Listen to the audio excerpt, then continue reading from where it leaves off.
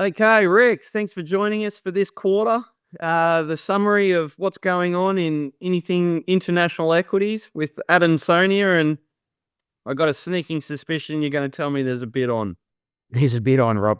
Well, what can I say? Obviously, look, the last update we did just before Christmas, we talked about the prospects of a Trump presidency, and obviously, what you called, Trump has been a term, and effectively the threat of him implementing his policies, or basically him implementing his policies, is leaving the market whiplashed. I think is probably the best way to describe it. So, as I said, there was a lot of euphoria over the quarter with Trump basically being elected. Obviously, the promise of a higher growth and lower taxes and less regulation, which was sensational.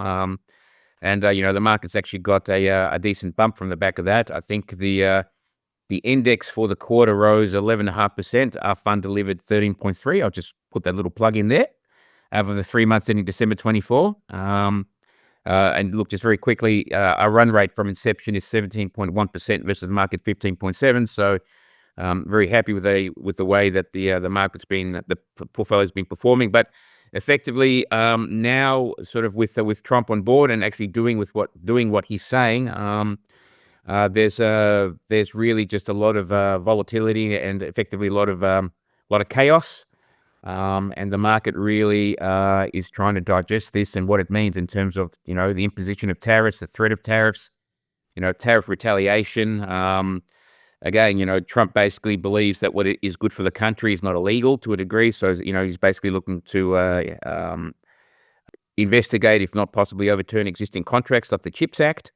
So look, as I said, the market doesn't like uncertainty. And actually of late it's been caught in a bit of a trading range the last month. So we're talking a little bit outside of the quarter now. But it's just trying to digest what it means moving forward. And also, look, we had reporting season which has been very good. But look, the outlook commentary is definitely a bit more guarded. And the market's not liking that given where it's priced. So if you've had a small miss on revenue or earnings, or your outlook has been a little bit guarded or more cautious, the stocks have been really sort of dealt with quite disproportionately. So we're just doing our best to essentially work out what it means moving forward. Obviously, inflation remains persistent, and this is the whole thing effectively. So Trump's policies, as we talked about in our last update, are potentially inflationary.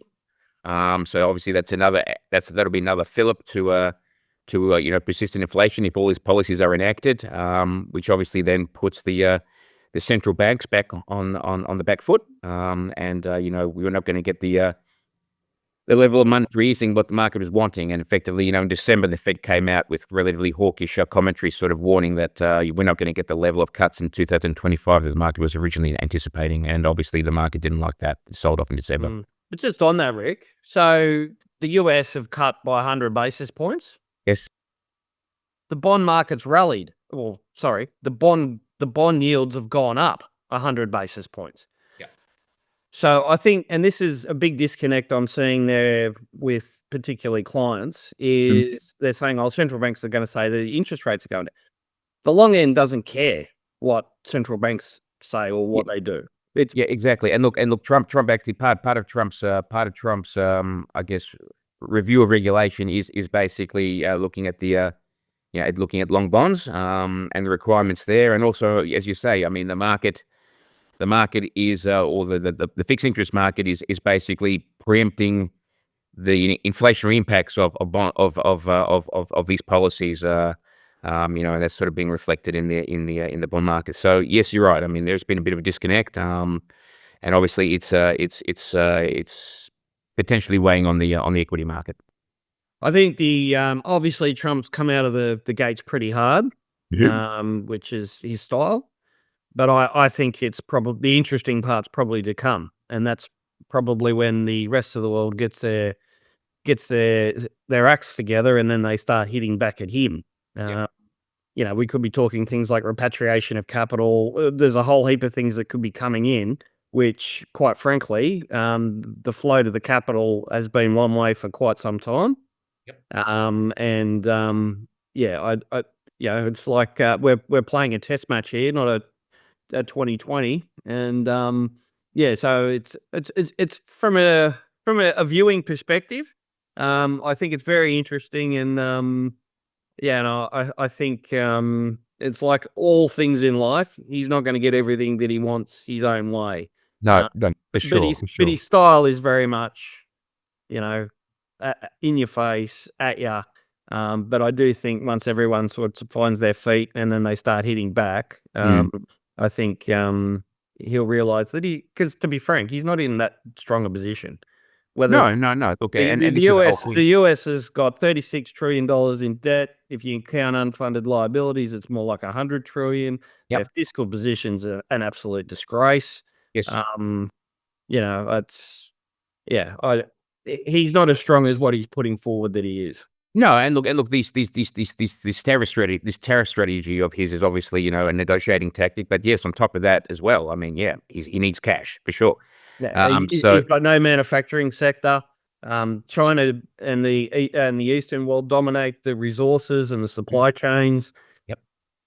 It's you Yes, I know, but as I said, he's world's largest economy, and he's doing what he's saying in terms of he's trying to put America first. Now the question is if that's a good thing or a bad thing, for growth globally, and what it actually does mean for America. Obviously, the same thing at the moment. One of our stocks, Taiwan Semiconductor Manufacturing Company (TSMC), produces 90% of the world's chips. A lot of them go into America. With Nvidia and Apple, and he's been very upset in terms of Intel not doing as well as what it should be, and he's trying to basically bring that back home. So that's all well and good, but the fact of the matter is you can't just turn it on at the flick of a switch, and these chips are needed. And as I mentioned before, so he's looking at what it means for the Chips Act, and essentially, TSMC is building large factories in the US and Arizona, etc., like that, to basically bring manufacturing to domestically into the US, and that's been ongoing. But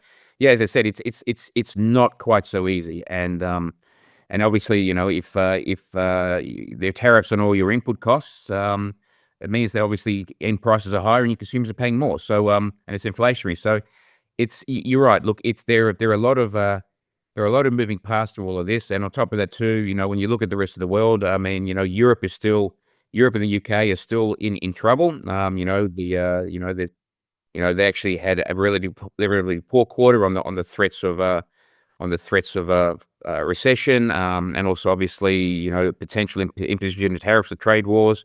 Obviously weighed on it very, very heavily. As it did with China. So yeah, you just got to be very careful in the sense that you don't want to cut off your nose to spite your face. yeah. And I, I think I, I think Europe's in a lot of trouble, to be honest. yeah, They don't have many cards to play at all. yeah, no, no, absolutely From correct. your perspective, all that uncertainty. So you mentioned one of your holdings, and it's right in the middle of all of this. So how do you go about reconciling, the day to day, the fact that it's doing what it's doing, but then all this uncertainty and this what if scenarios? How do you reconcile the two in regards to, do we hold, do we sell, do we buy more?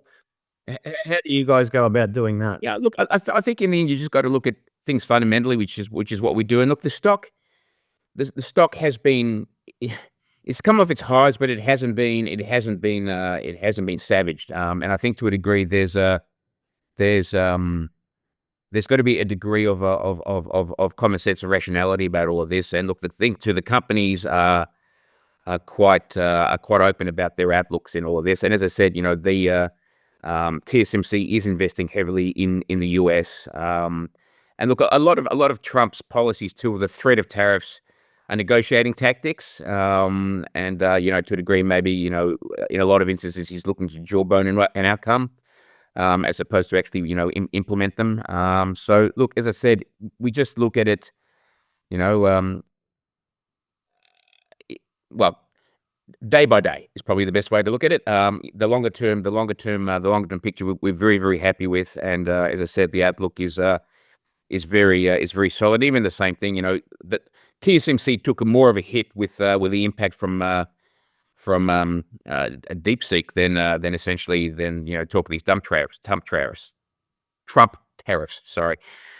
So Easy for you to say. yeah, I know. Sorry about that. So as I said, look, and also obviously we always carry a diversified portfolio too, so we don't have all our eggs in one basket. So look, fundamentally, um, the stock is very well positioned. We look at a worst case scenario or a base case scenario, and we just weigh the risks. And also, just listen very, very carefully to what's needed. And as I said, the company's still in an incredibly strong position, and despite what's being threatened, when you produce 90% of the chips globally, well, I mean, I'm sorry, they're needed. So if anything, if anything, I think the end consumer is going to be hurt more than TSMC. If tariffs are put onto these chips, because in the end they're needed and they can't be replaced easily. So it's just going to basically end up in higher end prices. Yeah, sure. So So they'll you continue to sell the chips. Yeah. So you mentioned DeepSeek. That was interesting. So, what's your thoughts around, obviously there was, all this talk in the market about, and there has been this talk in the market about how much money we're gonna make from AI and how we're gonna revolutionize everything, and then all of a sudden you had this player from China saying, "Yep, well, we've got something that's as good as what you've got, and by the way, we'll give it away." Yeah, well, So I so mean, what's your take on all of that? yeah, thanks, Rob. Um, Look, I mean, I think taking a step back, so the time, and I can't actually remember now. So the three lots of scaling. You've got pre-scaling, post-scaling, and time-tested scaling. I think this is what DeepSeek is bringing, where AI is actually thinking. Um, it wasn't new. Like, if you actually look at the commentary from NVIDIA, the CEO there, it's been talked about for quite a bit. I think what has surprised the market is that it's been basically, as you say, developed for apparently a fraction of the price, and it's been offered for free, and it's using lower strength chips than what NVIDIA is producing, like with Blackwell, etc., like that. Um, I think, with all respect, you have to be guarded with what comes out of China in terms of the commentary. There's the thoughts that essentially, that it was developed mirroring ChatGPT using 50 plus thousand chips that China should not have under export regulations. So obviously they're not going to be open about that. And then also, a lot of the cost which were quoted, which were around 5 million US, also apparently doesn't include everything. In saying that, it's made the market, stand up and have a look, and essentially, I think, question America's supremacy in AI and how far ahead of the world they are versus everybody else. And again, I guess the best thing to describe it, was described as another Sputnik moment, where essentially, the Russians overtook the US in the space race, earlier on, and obviously then it was on for young and old. So, if anything, I think it's been, the knee-jerk reaction to the market was unfounded. But look, we're still a believer in AI. I think what it's making the market do is question the sizable capital spend of these scalers or hyperscalers in terms of what they're getting for the capex. But again, look, there's been a lot of commentary in the latest reports, and everybody is looking to basically drive efficiency and get more from less. So, basically a lot of the which is a lot of the AI companies, the chip companies, and stuff like that, had been hit by this. And look, and they were trading at relatively decent premium as well. And I mentioned, this is sort of why, as I mentioned before, we didn't own this, NVIDIA and a lot of these companies, simply because of the premiums that they were carrying. So look, I think that the theme is still very much in place, although the market's not willing to basically maybe support the multiples for these companies that they did before. And a lot's just being digested. So as I said, that was just another, just more volatility within the market. But look, a lot of these companies have been, have sort of recovered of late. As I mentioned, again, for us, And I think also there's been really more of a move towards the software providers versus the hardware providers when it comes to AI moving forward, which is how we're better placed in the portfolio. So, as I said, yes, it was a shock to the market, which was I guess basically shoot first and ask questions later, and essentially now I think it's being digested, and these stocks are recovering as I think there's been calmer heads put in place to sort of digest all of this, but they haven't gone back to where they were, and they might not for quite a while. Yeah. Okay, good. So I guess moving forward for the next little bit, what is it that you've got your eyes on? What are the things that you sort of thinking that might be sort of something that sort of pops its head up and needs to be dealt with by the market more broadly, that maybe is not getting sort of the thoughts that it should be at the moment? Yeah, that's a good question, Rob. Look, I wish I could basically, give you some succinct sort of points here. I think, broadly at the moment, the macro landscape is very fluid at the moment. Obviously, with everything that's happening around as I said, these Trump policies. But long story short, um, inflation is not dead. No. And there's a great fear that they want to try and put that genie back in the bottle. So I think broadly and we spoke about this before, especially with Trump pulling a lot of fiscal levers, the outlook for monetary easing was reduced or lowered. And obviously now, with inflation, especially, sort of hotter readings coming out of late, that the market is not going to basically have the level of cuts as expected, and that's being reflected obviously with the yields back above 4.5%, et cetera, like that. So that is one thing to consider, and also, as I said, I think you just got to really look at these things on a stock by stock basis at the moment. As I said, there's just a lot of moving parts, and to a degree, understanding the market's trading around 20 times forward earnings. This is the S&P 500, and the long-term average is 18.3. We've had a very good reporting season. I think year-on-year growth from memory is looking to be about 16.9% for the S&P 500, which is I think the strongest since 2000, and I can't actually remember, but it's been the strongest for I think about 4 or 5 years. Uh, it's been very, very good, but headwinds do exist, and as I said, a lot of these companies are now being a little bit more cautious about their outlook, both on a micro and macro level, and the market's not liking it. And so as I said, we're caught in a bit of a range. We're caught in a bit of a market band at the moment. For the last month or so, the market seems to be having trouble breaking out of that band. If it basically breaks out to the downside, we're looking possibly a 5 to 7% correction, which is not the end of the world, but painful. So given the I guess what's priced into the market at the moment, a relatively unclear outcome. The fact is at the moment that inflation exists, and the movements are probably going to add a further fillip to inflation. That the rest of the world is spluttering. In terms of China and Europe, tariffs are only going to basically impact on that further. We've actually trimmed a lot of our stocks, and we raised cash. So essentially, at the end of last quarter, over the quarter, Rob, we sold Mastercard, which was in the portfolio, and we trimmed Amazon, Alphabet, Brookfield, and Microsoft.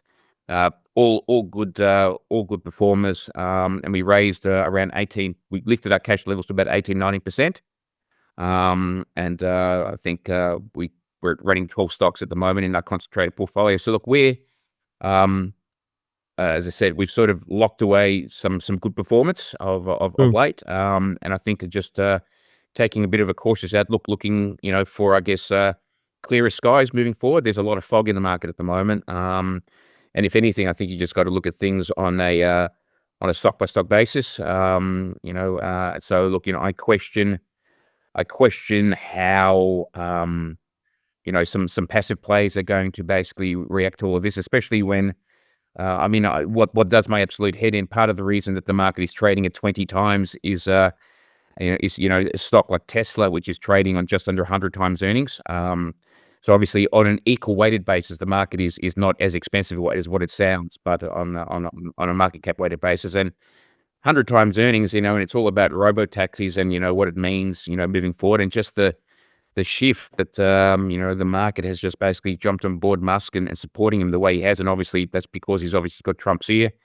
But I mean, yes, look, there was a quite publicized Cybertruck crash, I think, a week or two ago.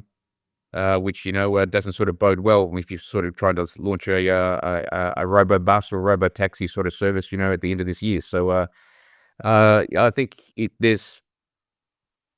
think there's a lot of goodwill price into that stock. And when you actually look at the performance of a lot of other car companies, which actually are producing Yeah. EVs. And There's making a profit. massive disconnect there. There's a massive disconnect there. So it's really being priced as a tech stock. And I just question the strength of the tech at the moment. I personally wouldn't want to be getting into one of these robo taxis too soon myself and trying it out. That's just me. Yeah. Well, as you Um, know, right, it gets back to valuations, doesn't it? yeah, always. And in the end, The look, surest way to make a bad investment is buy something at too expensive a valuation, yeah? and that's what we try doing. In the end, we've been doing this long enough to know the fundamentals do win out at the end. And then, look, I mean, I just don't want to end up going to our clients and sort of saying, look, we bought something for $10 knowing there's only worth $5.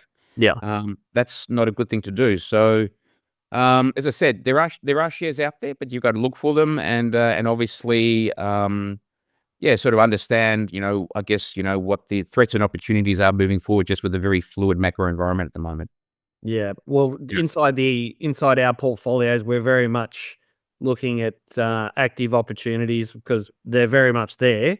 But this passive thing seems to keep rolling on. I suppose it will until it doesn't. But from the Australian perspective, we got CBA. It's just the thing hasn't grown in 10 years, and it's on just massive valuations. It's just insane, right? Yeah, no, look, I really struggle with the outlook for the domestic market, and obviously, look, I've got a vested interest in saying that, but as you say, I mean, just very, very simply, it's dominated by two sectors, banks and banks and shares, and as I said, the banks have had a massive run, and again, what it means moving forward, with the housing market, in a cost of living crisis. And the fact is that inflation rates will not drop as far as what was previously expected. Just globally, it will happen. So obviously, look, you still got immigration and low supply that are basically keeping the housing market up. But look, I think when you look at the multiples that the domestic banks are trading on, which are effectively just savings and loans companies, versus stocks like which we own in the portfolio, JP Morgan, which are trading at significantly lower multiples with what you call wealth management businesses and corporate banking and stuff like that. More diversified or greater earning streams, and exposed to a healthier economy. While yes, obviously the US is indebted. The fact of the matter is corporate balance sheets are in good place. Personal balance sheets are far better than And here, here in our opinion. And look, they just seem to be in a better place. So that's a concern. Also, then we've got your resources, and resources basically, obviously, are very much linked to the the fortunes of China. China at the moment is spluttering. It has an issue with its housing and construction industry. Already BHP and Rio have been talking down the level of iron ore sales that they're expecting to put into China, and obviously throw the prospect of tariffs or a tariff war onto China. Where the economy there is already weak, and it doesn't bode particularly well for Australia in terms of selling what do you call it, resources into China. That with China selling resources into the US, and obviously needing our material, then you've got the whole issue then of what it means for anti-dumping issues elsewhere. So as I said, it's hard to get excited about the outlook, in my humble opinion, given we've very much got the domestic market in two big buckets, which have both a challenge in. So as I said, and then obviously you've got the dollar, which is bouncing off a 5-year low. And so what does that mean, obviously, then for, the prospect of rate cuts and trying to sort of defend the currency? So it's back up off its, went under 62 cents. I think it went 61.8, 61.9. I think it's around 63 cents at the moment. But look, a lot of moving parts. And again, also, the inflation target, if for Australia, inflation is basically within that target at the moment. Yeah, as I said, I think the market's pricing about 85%. There's an 85% probability of a rate cut on Tuesday, priced into the market, but not quite so sure. And obviously, I think when you look at comments from Chalmers of late, he's very much staying out of the commentary around a rate cut at the moment. Obviously, trying to sort of maintain the independence of the Reserve Bank. So we'll see, but time will tell on Tuesday. So as I said, look, it's tough. And yeah, the world basically outside of the US is challenged. Yeah, as I said, for global growth moving forward, there's a lot of uncertainty at the moment. All right, Rick. Well, mate, thank you very much for joining us and sharing your thoughts. It's been very My pleasure, Rob. Thank you very insightful much for having us. discussion. I know you're a busy man. You're getting ready to go on holidays. Yeah, looking to basically go overseas for a couple of weeks. So looking forward to that. But obviously we'll be keeping an eye on what's going on. And looking forward to a little bit of time off and coming back. Good on you, Rick. Enjoy the break, mate. Thanks, Rob. Very much will do, and speak soon. Thanks, Rick. Thanks. Thank you.